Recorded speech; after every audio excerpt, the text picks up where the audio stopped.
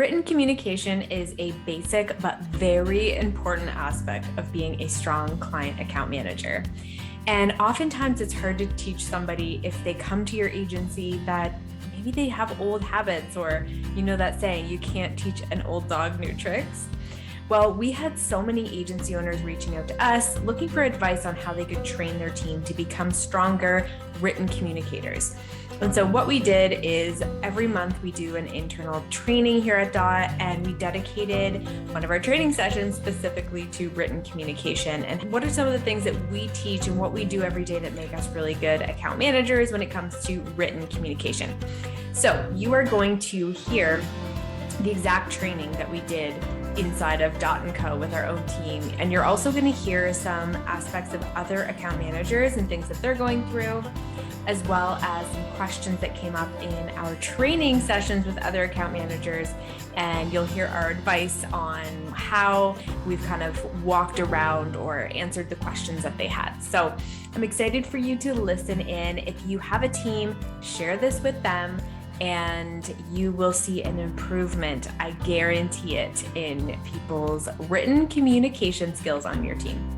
So let's get into this week's episode, and I can't wait for you to listen in. Welcome to the Happy Clients Podcast, brought to you by DOT & Company. Whether you're a virtual assistant, an agency owner, or a client-facing account manager, we all deal with clients. Lucky for you, client management is what we do best. Now, let's dig in, chat cam life, and have some fun along the way. Cheers to happy clients. Okay, let's get started on our DOT Discovers. And this month, we're going to talk about email or just written communication. It's been a topic that's come up a lot, not only from you guys asking questions, but from other agencies, which is really interesting. We've had agencies reach out who are like, hey, what resources do you have for my team so I can teach them how to be better written communicators? Or people are just asking for it. So we were like, you know what? DOT & Co is the team to ask when it comes to written communication. And obviously there's some best practices, but we wanted to kind of put it together. So Emma and I have been working on some stuff, and she put together this wonderful document of kind of best practices when it comes to email communication that'll be added to the library, and we'll send it over to you guys as well. But I just wanted to kind of run through like a quick presentation, and then just kind of like chat amongst all of us of like some best practices that you guys might have for written communication when it comes to not only just client communication, but also like just everything that you're doing is super important. Like whether it's a Slack message or in Asana or email, super duper important. So I'm just going to share my screen and let me know if you guys can see. Okay, cool. So Emma and I guess, kind of broke down, more so Emma, but broke down the three key things when it comes to client emails to start, just because that's like high level, but basically any communication when it comes to clients or internal agency, even at DOT, that's super important. And it's correctness, clarity, and DOT vibes. And so we're going to get into those three things, but as a client account manager, these are kind of the three things that we kind of look for, again, across everything. So we preach Grammarly, but it is the best tool that you can use. And if you're not already using Grammarly across everything, it's super important that you do, because I oftentimes will be like typing something and I'm like, it's kind of an important email, or I don't want to look silly if there's a mistake. So I like copy and paste it and throw it into Grammarly. And I'm like, oh my gosh, there's like extra spaces or extra dots or a small I, and like little tiny things that maybe like my brain doesn't pick up on. So it's like this really good gut check.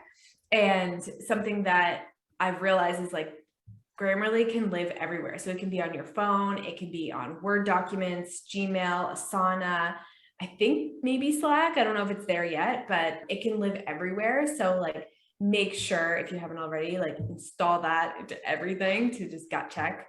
But when it comes to correctness, it's super important to think about this every time you send a message, right? Like you need to stop, you need to slow down, you need to read what you're writing before you do it, because there's like my brain is so trained to look for spelling errors. I don't know about you guys, but as a CAM, because this is so top of mind, I'm like looking at everything. And if I see a spelling mistake, I'm like, ooh, and like, they could have been caught.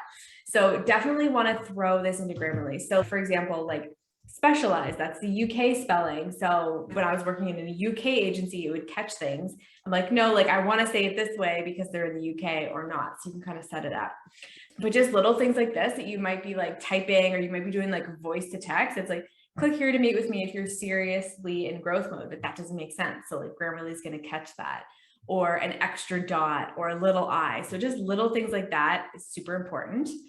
And then something that Grammarly does is, I think it's on the next slide here, is the tone indicator, which is super cool because as a client account manager, especially here at Dot, is we kind of have a tone, right, to how we're writing and how we're communicating.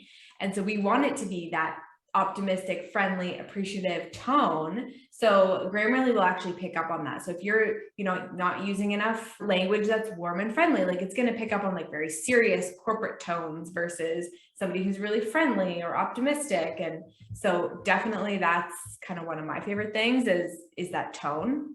And then next is clarity. Some key things that we kind of have in this document of best practices is when you are writing out an email to a client, you want to make sure it's super duper clear. So, listing things in threes, making it super absorbable. You don't want to send somebody an email that's like this long with like 400 action items. You want it to be very simple and clear. So making sure that all of your documents are linked up very clearly in bullets of 3, and making sure that, your paragraphs are very organized. And inside of Grammarly, it'll filter out filler words. So I know often there's certain words that I use a lot. Like I can't remember the exact word that I use. I use it a lot. And every time Grammarly's like, you don't need this word. You don't need this word. You don't need this word. My sentences are like this long because I'm trying to like, get my point across and blabber on. And then it's like, no, like it needs to be this long. So Grammarly is going to be super helpful for that as well. And just taking out those unnecessary words and keeping the message super duper clear. And I think a big thing when it comes to being a really good account manager is you might have something from a media buyer that's like, hey, here's all the 400 things that I've done to change their account this week. And as an account manager, you're like, okay, there's 3 bullet points that we need to tell the client. So I'm just going to like pull that out, make it into a super organized email with like 3 checks, and keeping it super clear for your clients. And I think it's easy to copy and paste, but the more that you can kind of make it into your own Dot vibes and clear is going to be super duper important. Pro tip from Emma is using we powerfully when it comes to your messaging. So most of us are working inside of agencies and they have a team, and we want to make it feel like it's not just you who you're explaining the results or giving them news or telling them things about their account. You want to put it in a way where it feels like it's coming from the whole team. And so using we in certain situations can be super powerful when it comes to communicating things. So obviously there's going to be certain things. You're not going to be like, we went in the back end and checked and here's this that you were looking for. No, like that can be I, but maybe you're like, we are so excited to share with you the results for the last 2 weeks. And, we've been working really hard behind the scenes and I'm super proud of the team, and kind of making it feel like a we thing, which is really important when it comes to client management, so that the client sees that it's the team behind you and it's not just this one account manager.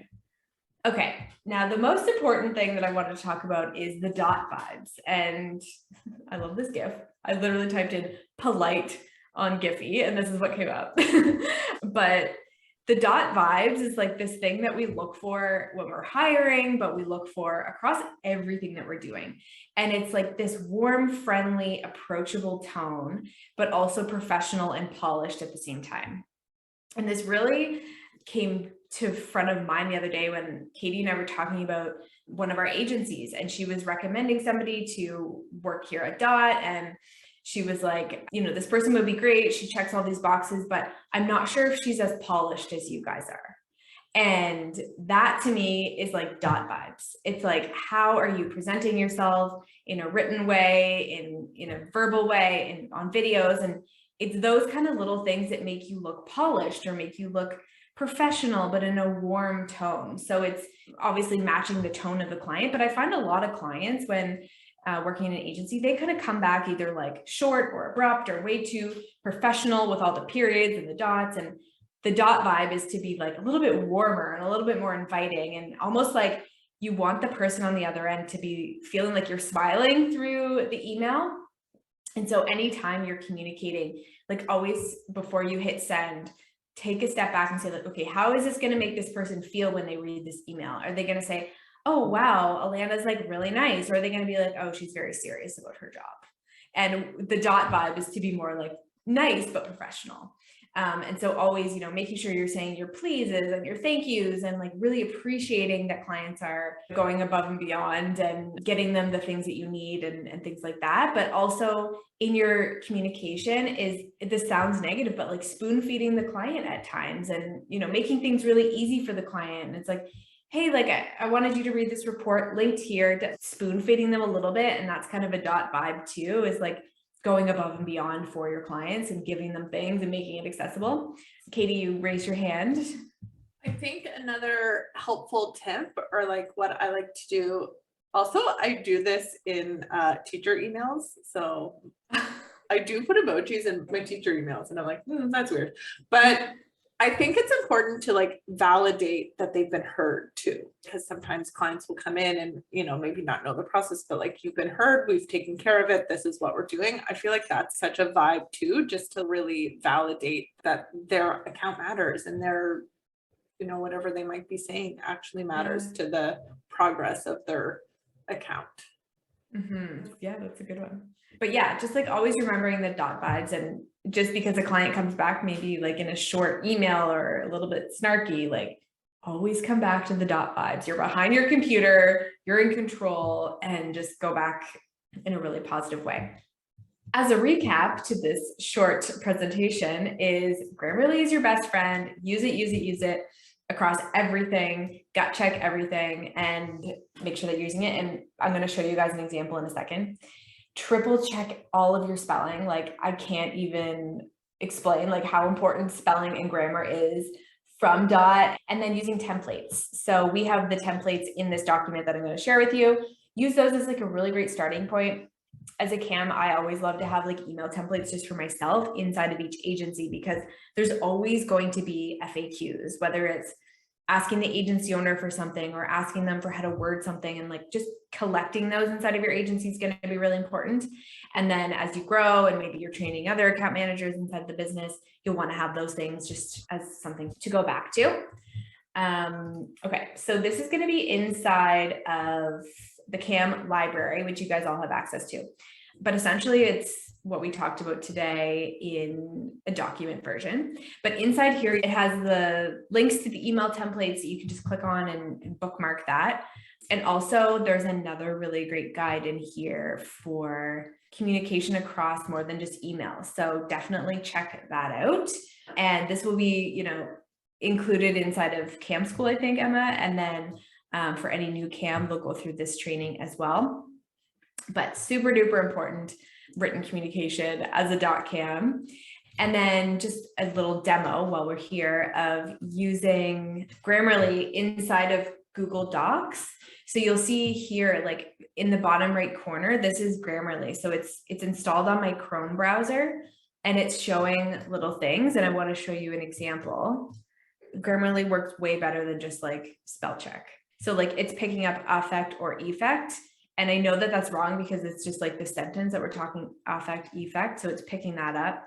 It's also picking up that I'm in Canada and that this is the American spelling. So I know that that's like dismiss. And then it'll pick up things like this, like a full sentence would say the clarity in email communication. But this one, like, I know we wanted to just say clarity. So I'm just going to ignore that. It's really picking up more than just spelling errors. I think this is also the American spelling. So we want it in American. So just little things like that are really important. And then this little thing is going to show up across everything. Like it shows up in Asana, email, everything. So definitely recommend downloading Grammarly.